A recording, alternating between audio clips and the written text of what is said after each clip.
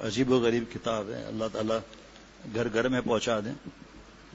حضرت تھانوی رحمۃ اللہ علیہ کی 1500 سے زیادہ کتابیں ہیں، جس میں سے تفسیر بیان القرآن پوری دنیا میں پڑھی جاتی ہے، مدارس میں اور مختلف جگہ جو بھی ہے۔ اور فرماتے تھے کہ اللہ تعالیٰ نے اگر مجھ سے پوچھا کہ میرے لیے کیا لائے ہو تو میں اللہ آپ سے روؤں گا کہ میں تو کچھ بھی نہیں لا سکا، اگر آپ قبول فرمائے تو حیات المسلمین اور جزاء الاعمال ہے یہ کتاب، اتنی بڑی شخصیت۔ بسم اللہ الرحمن الرحیم، نحمدہ و نصلی علی رسولہ الکریم۔ اتنے برسوں کے بعد ایک کتاب کی تلاش تھی، اور کتاب رکھی ہوئی بھی تھی کئی مہینوں سے۔ وقت کا آپ دیکھ لیں ماشاءاللہ کتنے لوگ آتے ہیں جاتے ہیں، تو آج تھوڑا وقت ملا تو میں نے کتاب دیکھی ہے تو حیران ہو گیا کہ اس میں کیا کیا باتیں لکھی ہوئی ہیں۔ اب حیران کیا ہوں سمجھ میں بھی نہیں آتا۔ 128 صفحات ہیں، یہ کب پڑھے جائیں گے جناب؟ بنیاد اصلاح یعنی معیت صادقین کی ضرورت، صحبت صالحین کی ضرورت، اہل علم کے لیے قیمتی اور مفید مجموعہ۔ از افادات حضرت حکیم الامت مولانا اشرف علی تھانوی صاحب رحمۃ اللہ اور دیگر اکابر نظام۔ حضرت مجذوب رحمۃ اللہ علیہ کا شعر ہے، دل میں لگا کہ ان کی لو کر دے جہاں میں نشر ضو روشنی، دل میں لگا کہ ان کی لو کر دے جہاں میں نشر ضو، شمع تو جل رہی ہیں سو، شمع تو جل رہی ہیں سو، بزم میں روشنی نہیں۔ یعنی کہ ہر جگہ دین کا کام ہو رہا ہے، گلی گلی میں، پہاڑوں میں، کہاں نہیں ہو رہا دین کا کام؟ جہاں جہاں تبلیغ جماعت پہنچی ہے ذرا تاریخ اٹھا کر دیکھو کہ کس طرح اللہ تعالیٰ کام لے رہے ہیں۔ لیکن یہاں سے مراد ہے کونوا مع الصادقین، اتقوا اللہ، 400 مرتبہ سے زیادہ اللہ نے فرمایا اللہ سے ڈرو، گناہ چھوڑو۔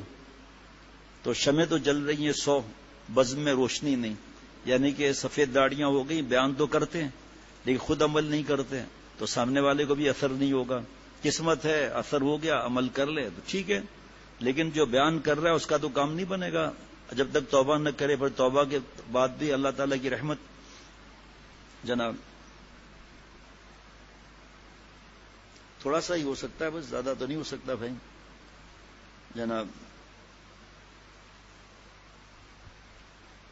آپ دیکھیں کیا بات یاد آ رہی ہے۔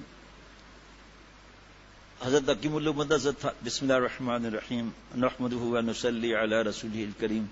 حضرت تھانوی رحمۃ اللہ علیہ فرماتے ہیں جو بیچارے بدبخت ہیں حدیث پاک کو نہیں مانتے، پہلے تو ان کو سمجھنا چاہیے کہ آپ صلی اللہ علیہ وسلم کی ہر ادا اللہ کی عطا ہے۔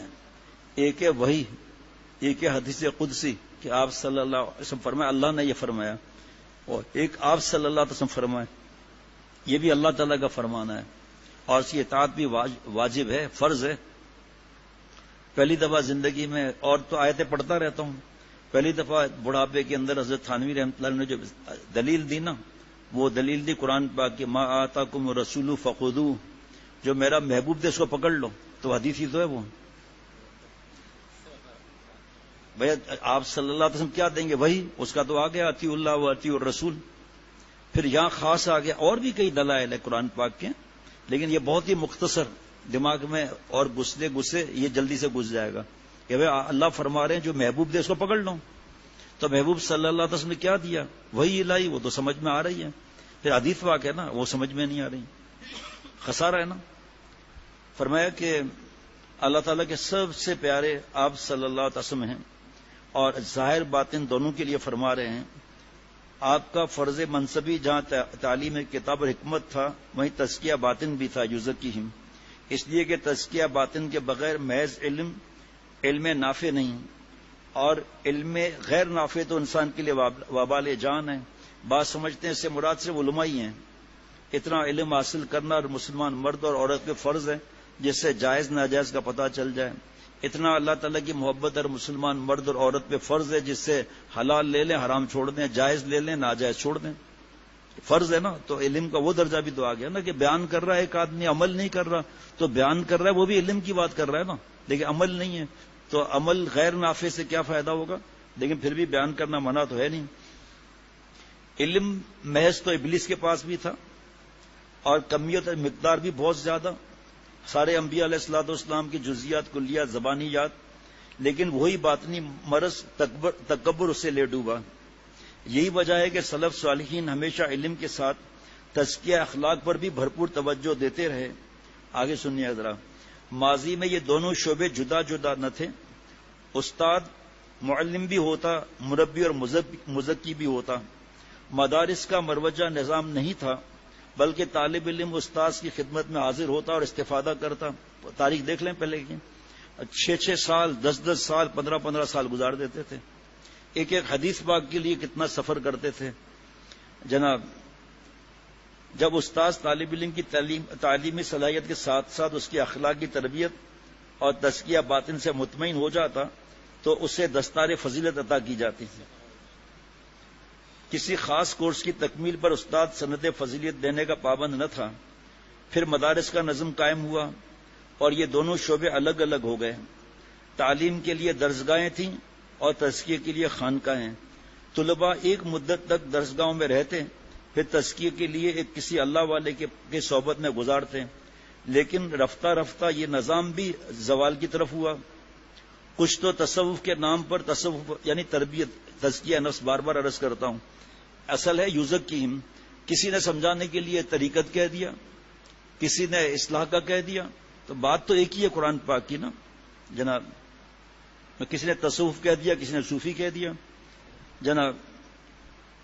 کچھ تو تصوف کے نام پر بعض دنیا دار قسم کے لوگوں کا شریعت سے انحراف، اور کچھ مادہ پرستی کے سیلاب اور پیروپیگنڈی کی قوت نے اثر دکھایا کہ غیر تو غیر خود اہل مدارس کے لیے تصوف ایک شجر ممنوعہ کی حیثیت اختیار کر گیا۔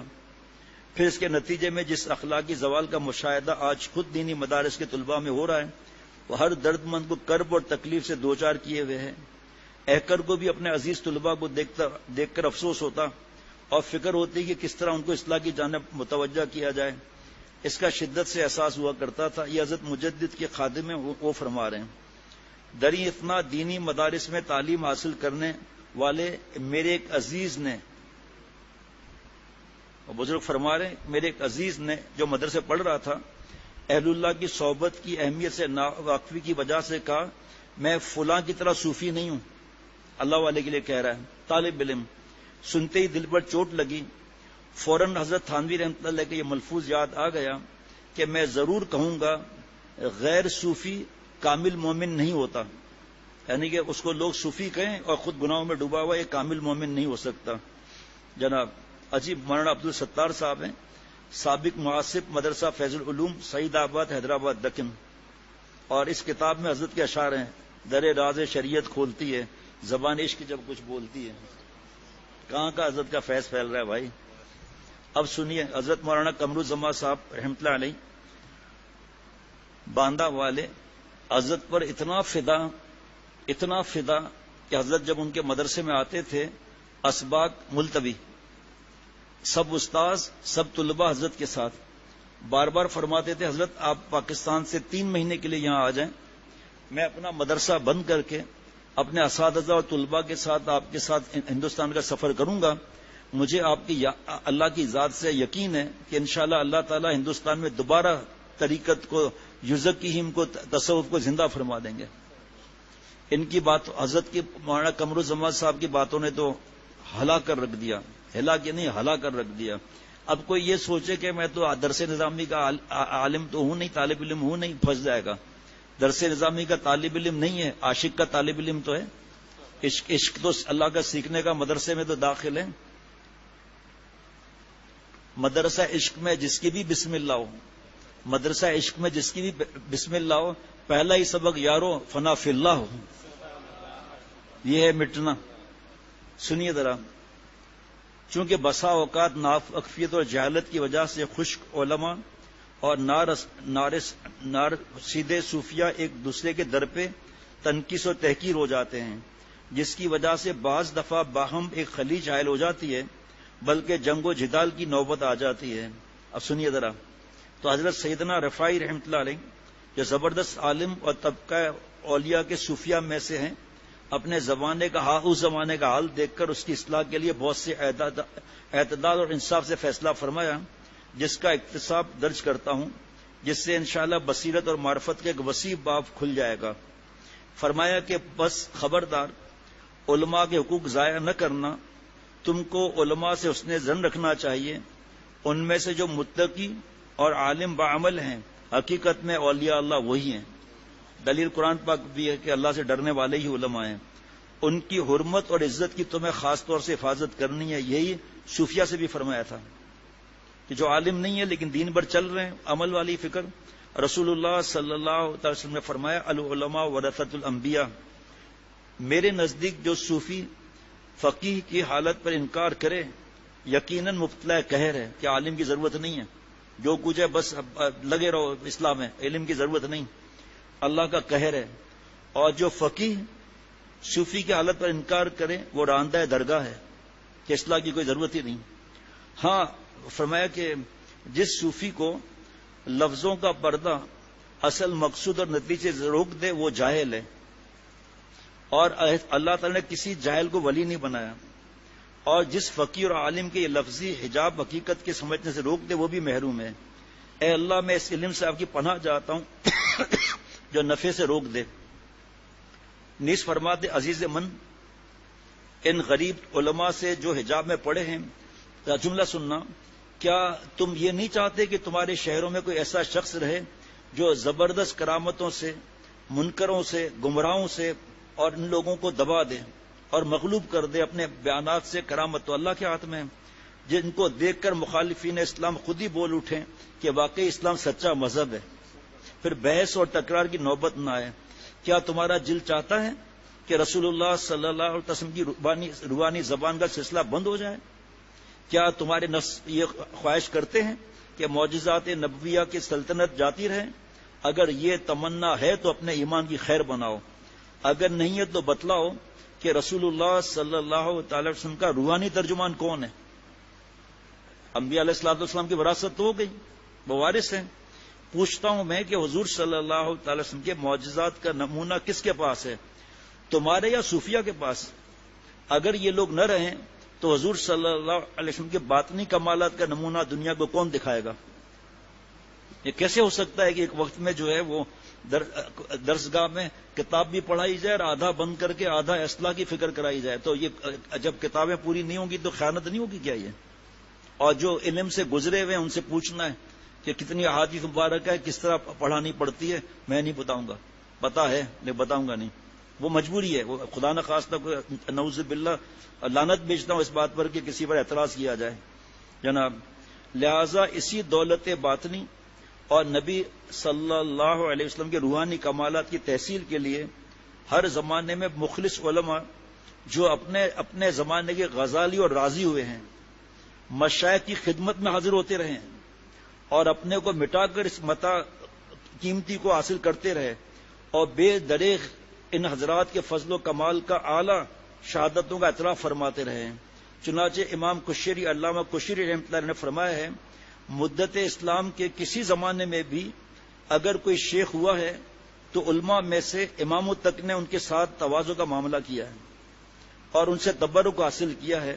لہذا اس قوم کی برتری اور فضیلت کی یہی کافی ہے کہ حضرت امام شافعی رحمۃ اللہ علیہ اور امام احمد رحمۃ اللہ علیہ نے اور لوگوں نے مدح فرمائی جناب۔ نیز امام محمد کے بارے میں مروی ہے کہ اپنے لڑکے کو صوفیہ کی صحبت پر ابھارتے تھے، آگے سننا، اور فرماتے تھے کہ اخلاص کے جس مقام تک یہ لوگ پہنچے ہیں وہاں تک ہم نہیں پہنچے۔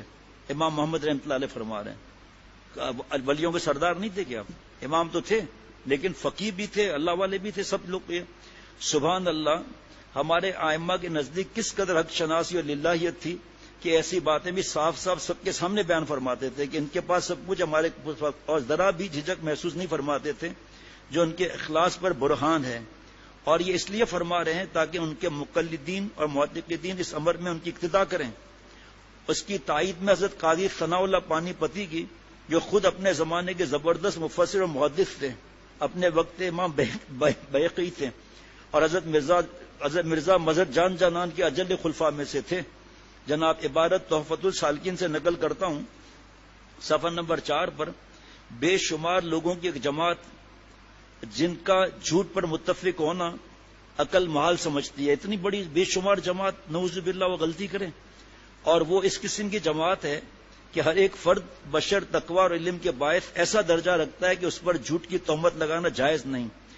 زبان قلم سے اور قلم زبان سے خبر دیتی ہے کہ ہم کو مشائخ کی صحبت کی وجہ سے، جن کی صحبت کا سلسلہ آپ صلی اللہ علیہ وسلم تک جا کر پہنچتا ہے. جناب کیا جملے مبارک کیا ہیں جناب. اور ان کی صحبت سے بیشتر بہراور تھے.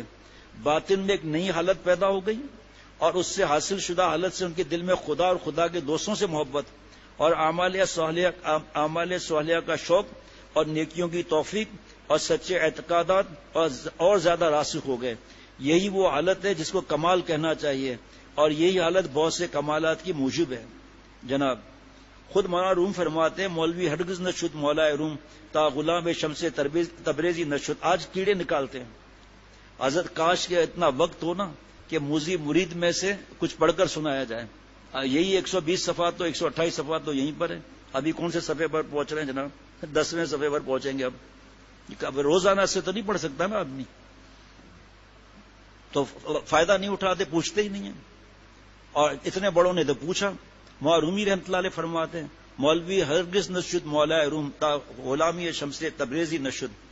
نیز آپ حضرات کو معلوم ہوگا حضرت سید احمد شہید رحمۃ اللہ علیہ جو اصطلاحی عالم بھی نہ تھے، مگر اس کے باوجود شیخ الاسلام اس وقت حضرت مولانا عبدالحی صاحب، یہ ڈاکٹر عبدالحی صاحب رحمۃ اللہ نہیں، مولانا عبدالحی صاحب، اور حجت الاسلام حضرت مولانا اسماعیل صاحب شہید جیسا بڑے بڑے علماء اسی دولت کی تحصیل کے لیے، درد دل کے لیے حضرت سید صاحب کے حلقہ ارادات اور سلسلہ بیعت سے منسلک ہو گئے، اور خود کو ان کے سامنے اس طرح مٹایا کہ سید صاحب کی پالکی وہ کندھا دیتے تھے اور ان کی رکاب تھام کر چلنے کو باعث فخر سمجھتے تھے.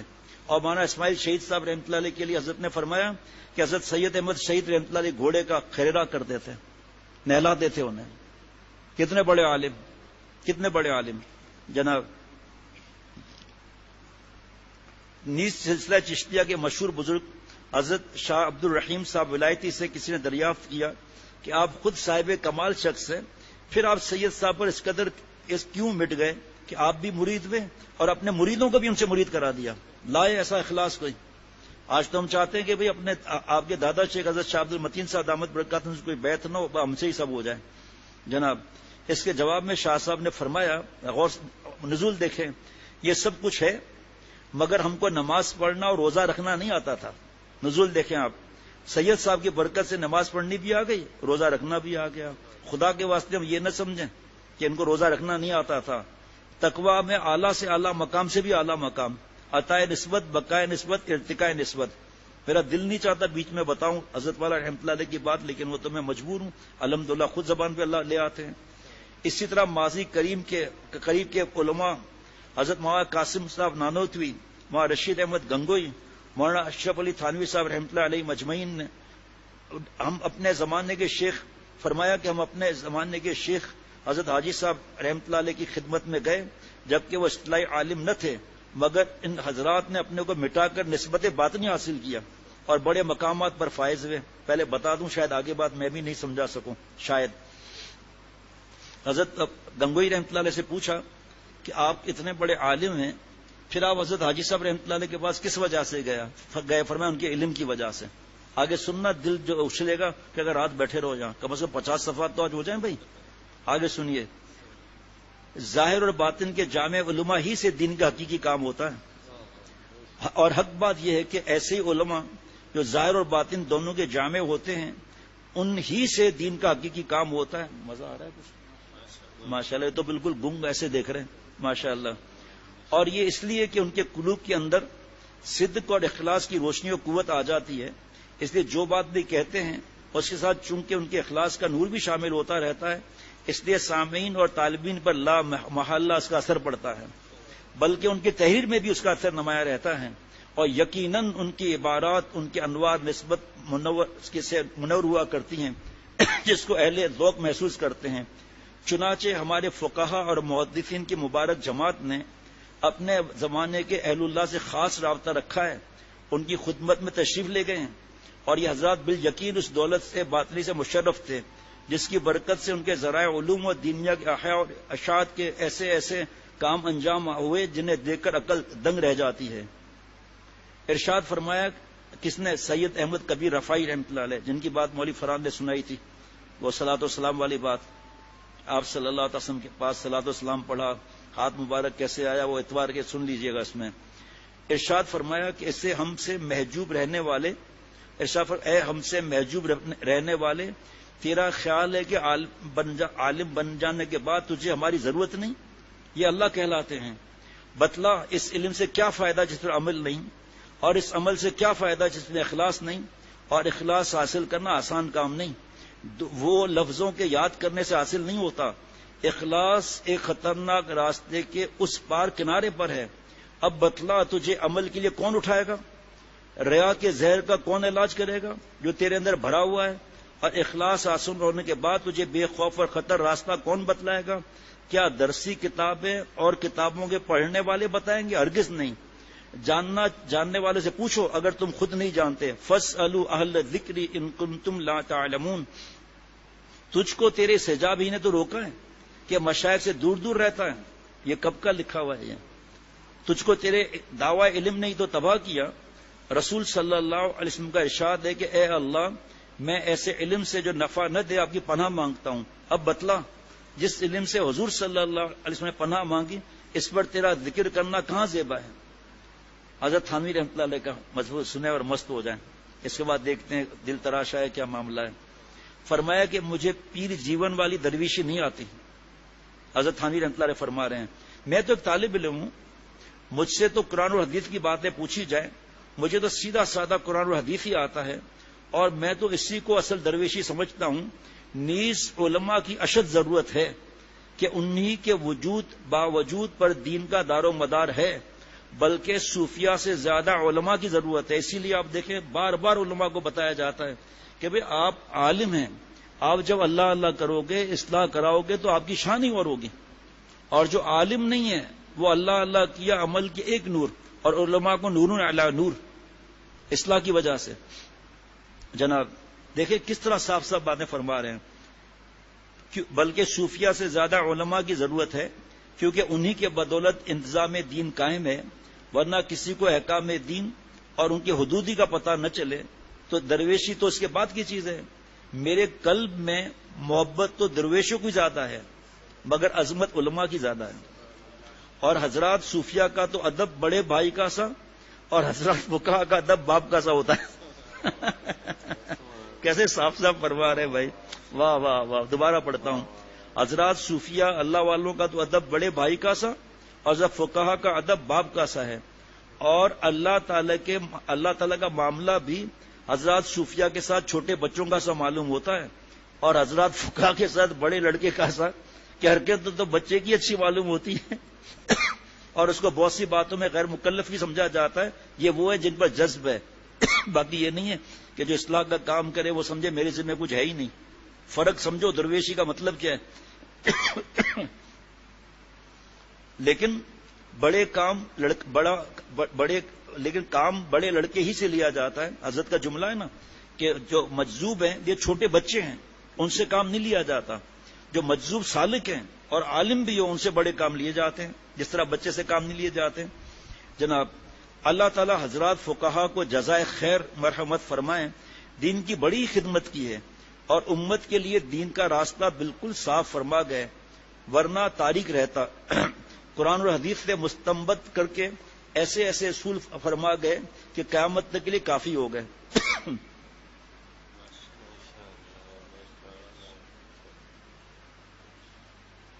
کسی جگہ ایک صاحب یہ ٹوپی پہن کر گئے، جبکہ حدیث بھی ہے کہ آپ صلی اللہ علیہ وسلم کی 3 ٹوپیاں تھیں، ایک اونچی، ایک چپکی بھی، ایک کانوں تک کی، اور لکھا ہے شاید یہ سردی کی ٹوپی ہوگی۔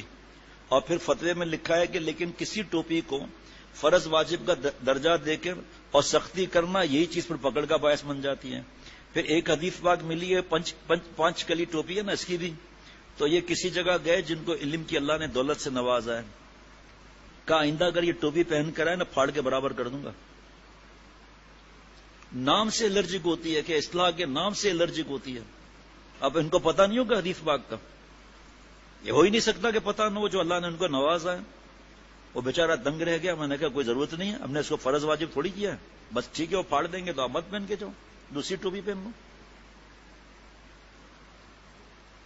اللہ والوں سے دوری. اب یہ باتیں اللہ تعالیٰ پہنچائیں ہر جگہ, میری بات تو کوئی بھی نہیں اس میں.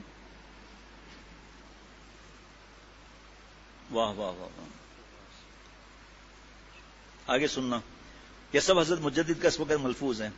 اور کوئی کیسی صورت پیش آئے اس کا حکم انہی اصولوں پر بآسانی معلوم کیا جا سکتا ہے. بس دو جماعتیں امت کے لیے اللہ تعالیٰ کی بڑی رحمت ہے, حضرات فقہا اور حضرات صوفیہ. یہ حضرات حکمائے امت ہیں. ایک بار حضرت نے فرمایا, وہ اپنی مثال دینا بری ہے لیکن کیا کروں, بضرورت کہتا ہوں کہ مجھ کو نہیں دیکھتے کہ میری کس حالت سے بھی پتا چلتا ہے کہ مجھے درویشی سے بھی کوئی تعلق ہے. حالانکہ جو اتنے لوگ میری طرف رجوع کرتے ہیں تو آخر وہ تو کچھ مجھے سمجھتے ہوں گے نا. بس زیادہ سے زیادہ دیکھنے والوں کو یہ خیال ہو سکتا ہے کہ ایک پڑھا لکھا, ایک عاقل بالغ, ایک انتظام کرنے والا, ایک فلسفی شخص ہے. درویشی سے تو اس کو دور کا بھی تعلق نہیں معلوم ہوتا. بس اسی طرح کیوں نہ رہا جائے جناب. آپ حضرات میرے علم پر ناز کیے ہوئے بیٹھے ہیں. اب سب حضرت مجدد کے زیادہ تر ملفوظ آ جائیں گے. اور فضائل و درجات عالیہ علم کا مستحق اپنے کو سمجھتے ہیں. بے موقع عوام کے لیے پڑھ دیا کرتے ہیں کہ عالم سب سے بڑھ کر ہے جاہل سے. آپ کو یہ بھی معلوم ہے کہ یہ فضائل کون سے علم کے لیے ہے, مطلق علم کے یا علم مع العمل کے. اگر عالم بے عمل کے لیے وعیدیں کتاب اور سنت میں نہ ہوتی تو تمہارا ناز کسی درجے میں تسلیم کیا جاتا. وعیدیں ہے نا, جو مال کے لیے پڑھے عمل نہ کریں. اور جبکہ تم خود وعیدیں علماء سو کی دیکھتے ہو تو نفس علم کیسے باعث فخر آپ کے نزدیک ہے. یاد رکھو ایسا دعویٰ چھوڑو. بعض طالب علموں کا خیال ہے کہ ابھی تو ہم پڑھ رہے ہیں, جب پڑھ لیں گے تو اس وقت عمل کریں گے. یہ خیال بالکل غلط ہے. جس گناہ کو تم آج نہیں چھوڑ سکتے ہو اور جس طاعت کو اس وقت اختیار نہیں کر سکتے ہو اور نفس پر تم کو قابو نہیں, کل بطریقہ اولا تم سے عمل نہ ہو سکے گا, بلکہ آج عمل کرنا آسان ہے. اس لیے جس قدر مدت گزرے گی نفس کے اندر اخلاق رذیلہ جڑ پکڑ لیں گے. اور دوسرے یہ کہ اس وقت تمہارا علم تازہ ہے. جب ابھی اس کا اثر نہ ہوا تو آئندہ کیسے ہوگا؟ ہو ہی نہیں سکتا. ناممکن تو نہیں لیکن دشوار ضرور ہوگا. اس لیے خیال خام چھوڑو اور جو کچھ پڑھتے جاؤ ساتھ ساتھ عمل کرتے رہو. اور اگر بدعملی کی یہی حالت رہی, اسی حالت میں تحصیل علم سے فارغ ہو گئے اور مخدوم بن کر کہیں رہے تو لوگوں پر آپ کے اعمال کا برا اثر پڑے گا. اس کا گناہ بھی آپ ہی کو ہوگا. اور عوام الناس کی جس قدر شکایتیں اور الزامات علماء پر ہیں وہ اس بدعملی کی بدولت ہے. اور عمل کرنے سے میری مراد صرف نماز اور روزہ اور بہت سی نفلیں مراد نہیں ہیں. نماز روزہ تو بفضلِ تعالیٰ آپ لوگ کرتے ہی ہیں, بلکہ میرا روح سخن بیشتر اخلاق کے متعلق ہے. تکبر, حسد, غیبت, دل کے گناہ, آنکھوں کے گناہ, ان کے معالجے کی فکر کرو. اور خصوصاً وہ جو احوال کے متعلق ہیں جو خدا تعالیٰ سے خشیت اور محبت اور دین کی محبت اور جن سے تم کو نفع پہنچ رہا ہے ان کی اطاعت اور خصلت ان کی اختیار کرو جن سے فائدہ پہنچ رہا ہے. اب ایک بات ایسی بتانا چاہتا ہوں کہ انشاءاللہ خوش ہو جائیں گے. خوش تو ہو ہی رہے ہیں اور خوش ہو جائیں گے.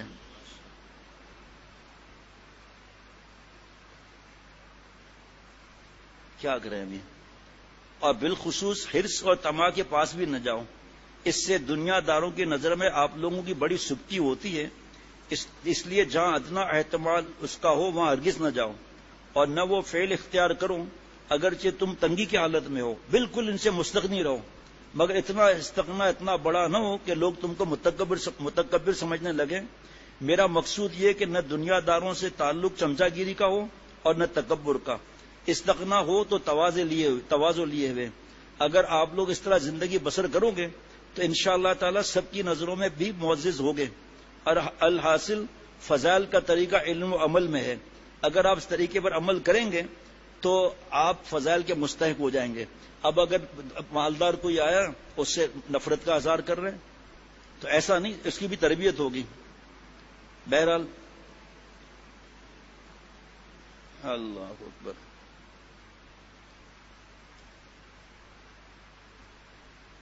یہ تو ہو گیا جی. اب اس کو دیکھتا ہوں تو ٹھیک ہے, مل گیا, مزہ آئے گا آپ لوگوں کو. بڑا لکھا ہوا ہے, جو زیادہ طالب علم کامیاب ہوتے ہیں اس میں سے کچھ لوگ مال کے لیے نکل جاتے ہیں اور کچھ لوگ تقریروں میں ہی چلے جاتے ہیں. بڑے 3-3 4-4 حضرت نے ان کے بتائے اصول.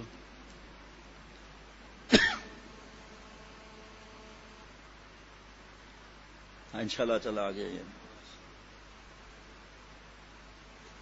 تھوڑا سا بتا دیتا ہوں. یہ چنانچہ بیروت میں بعض عیسائی ہماری احادیث اور فقہ کے بڑے جاننے والے ہیں, اور جرمن کے ایک مدرسے کا حال ایک شخص نے کسی سیاح سے نقل کیا ہے کہ وہاں علوم اسلامیہ کی تعلیم ہوتی ہے. کسی کمرے کا نام دارالفقہ ہے, کسی کا دارالحدیث. وہاں بخاری, ہدایہ, یہ سب کتابیں پڑھائی جاتی ہیں. اس زمانے میں پڑھنے والے پڑھانے والے سب کافر ہیں. پڑھنے والے پڑھانے والے سب کافر ہیں. مجھے مفتی نعیم صاحب کی ایک بات یاد آئی.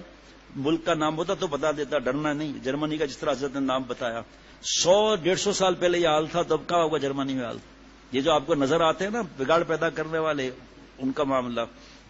ایک بہت بڑے اللہ والے کسی ملک میں گئے تو مسلمان کم, رمضان کا مہینہ شروع ہو گیا.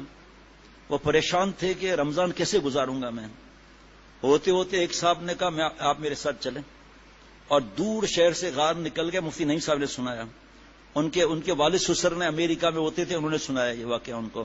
ایک دور بہت علاقے میں ایک پہاڑ تھا, اس کے اندر راستہ بنا ہوا تھا. تو اندر گئے, جا کر دیکھا سب شرعی داڑھی والے, ٹخنے کھلے ہوئے, نماز کے نشانات, کوئی فضول بات نہیں. قرآن پاک, حدیث پاک, مسجد وہاں پر, قرأت اتنی زبردست. پورا مہینہ وہ رہ گئے. عید کے بعد انہوں نے کسی سے ذکر کیا. اس نے کہا بھائی کیسے تو چلا گیا وہاں؟ کہا وہاں کا تو اتنا نور کبھی جمع ہی نہیں ہوا جتنی میں نے جس طرح عبادت کی پورے رمضان میں, ایسی کبھی کی نہیں. کبھی کوئی آ رہا ہے, کبھی کوئی آ رہا ہے. کہا رہے بھائی یہ جو ہے یہودی ہیں سب, پوری دنیا میں ان کو بھیجا جا رہا ہے. ورنہ جہاں جہاں صحابہ رضوان اللہ علیہ مجمعین گئے, جہاں جہاں دین پھیلا, آج ان کی عرب کی حالت پوچھ لیں آپ. شیخ الاسلام دامت برکاتہ کتابوں سے پڑھ لیں کہ وہ کلمہ پڑھنے والا نہیں, اور صحابہ رضوان اللہ علیہ مجمعین کی اولاد سے پڑھ کر دیکھو. اور البلاغ میں قسطیں آتی رہتی ہیں کہ کون سا ایسا ملک ہے جہاں حضرت نہیں پہنچے ہیں. کیسے کیسے غم کی داستان حضرت سناتے ہیں کہ وہاں پر اب یہ لوگ پہنچے ہوئے ہیں وہاں پر کہ اور دین سے دور کر رہے ہیں. اب جب لوگ دیکھتے ہیں کہ بھائی یہ شرعی داڑھی, نماز کا نشان, ٹخنا کھلا ہوا, تو اور پھر ایسی فرفر عربی عبارتیں پڑھ رہے ہیں, حدیث بارہ کا پڑھ رہے ہیں. مفتی شاید صاحب پریشان ہو کے سر پہ ہاتھ رکھ رہے ہیں. ایسی پریشانی کی بات جناب. وہاں پڑھنے پڑھانے والے سب کافر ہیں, اور عیسائی وغیرہ وہاں سے سنتے رہتے ہیں. جرمن میں کتب خانہ بڑا ہے, اس میں ہماری نایاب کتابیں اس قدر ہیں کہ ہم نے ان کتابوں کا نام بھی نہیں سنا ہوگا. جس بات کا میں بتا رہا تھا نا, بتانے کے لیے بس آ گیا تو ٹھیک ہے, ورنہ پھر اس کو کل دیکھ لوں گا. بڑا عجیب معاملات ہیں.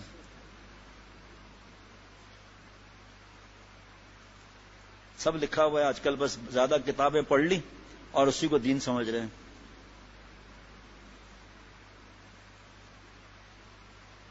کیا بتاؤں. بہرحال وہ بڑا عجیب و غریب مضمون ہے کہ حضرت حاجی صاحب رحمۃ اللہ علیہ کے پاس جو ہے کیسے معاملات ہوتے تھے, وہ معاملہ ہے یہ.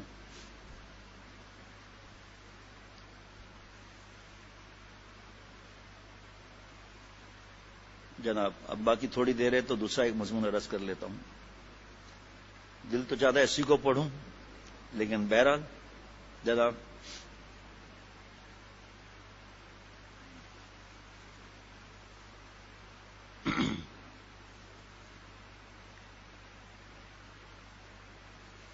تین ملفوظ پڑھ لیتا ہوں. حضرت حکیم الامت حضرت تھانوی رحمۃ اللہ علیہ جب ہمارے دوستوں کو بتایا, انہوں نے اس طرح ماشاءاللہ جمع کیا. ارشاد فرمایا کہ ایک مرتبہ مولانا فضل الرحمان گنج مراد آبادی رحمۃ اللہ علیہ نے ایک خادم سے فرمایا, جب آیا کرو تو تنہا آیا کرو, کسی کو ہمراہ نہ لے کر آیا کرو. مجھے خیال ہوا حضرت تھانوی رحمۃ اللہ علیہ فرماتے اس میں کیا مصلحت ہے. اس وقت کوئی مصلحت سمجھ میں نہ آئی, لیکن چند روز کے بعد معلوم ہوا کہ یہ ارشاد نہایت مصلحت پر مبنی ہے. وجہ اس کی یہ ہے کہ ہر شخص کی استعداد اور مطلوب جدا ہوتا ہے, اور اس کے موافق اس شخص سے برتاؤ کرنا مناسب ہوتا ہے. اور اگر کسی دوسرے شخص کے ساتھ ہو تو بسا اوقات ایک کی رعایت سے دوسرے کے ساتھ بھی وہی برتاؤ کرنا پڑتا ہے اور وہ نامناسب ہوتا ہے۔ چنانچہ تجربے کے بعد مجھے خود اس کی ضرورت محسوس ہوئی۔ یہاں تھوڑا سا عرض کرتا چلوں، پیارے شیخ نے فرمایا کہ یہ جو نہیں بھی آ رہا ہے نا، تو چل تو چل تو چل جماعت بن کے چلے گئے۔ آپ نے کسی سے ملاقات کرانی ہے شیخ سے تو اس کو ساتھ لے جاؤ، جگہ دکھا دو، پھر اسے پوچھو بھی نہیں کہ بیان میں کچھ فائدہ ہوا، خدا نہ خواستہ اس نے غلط بات کر دی تو آپ کا دل خراب ہو جائے گا، آپ بد اخلاقی کر لو گے۔ راستہ 2-3 مرتبہ دکھا دیا، اب وہ جانے۔ فرمایا جو جماعت لے کر آتے ہیں نا تو شیخ کی نظر جو ہے وہ تقسیم ہو جاتی ہے۔ اب بعض لوگ اس کو الٹ سمجھتے ہیں، کوئی ساتھ چلنے والا بھی نہیں میں آپ کو نہیں لے جاتا، شیخ نے کہا تھا اکیلے جاؤ۔ کوئی ایک ہی محلے کے ساتھی ہے، کبھی ہمارے پاس گاڑی نہیں ہے ہمیں ساتھ لے چلو، نہیں، حضرت مجدد نے منع فرمایا ہے۔